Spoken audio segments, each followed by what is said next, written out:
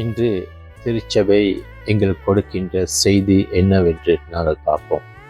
இன்றைய நற்செய்தியில் நாங்கள் காண்கின்றோம், ஆண்டவர் இயேசு ஒரு உவமையை கூறுகின்றார். தலைமை குருக்களையும் மக்களின் மூப்பர்களையும் பார்த்து இந்த உவமையை சொல்கின்றார். அதாவது நிலக்கிழாருடைய உவமை. இந்த உவமையினூடாக நாங்கள் காண்பது என்னவென்றால், அவர்கள் பலன் கொடுக்காமல் இருப்பது ஒரு பாவம் என்று ஆண்டவர் இயேசு இந்த உவமையின் ஊடாக கூறுகின்றார். நாங்கள் அழைக்கப்பட்டிருக்கின்றோம் பலன் கொடுப்பதற்கு. அந்த பலன் என் நேரமும் எப்போதும் கொடுப்பதற்கு நாங்கள் ஆயத்தமாக இருக்க வேண்டும். உரிய நேரம் என்பது என்ன? உரிய நேரம் என்பது நான் விரும்புகின்ற நேரம் அல்ல.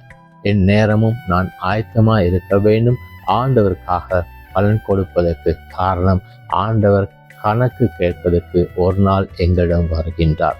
நாங்கள் சிந்தித்து பார்ப்போம். இந்த நாட்களில் 40 நாட்களில் ஆண்டவர் கூறுகின்றது போல உலகத்துக்கு பலன் கொடுக்கின்றோமா இல்லையா என்று.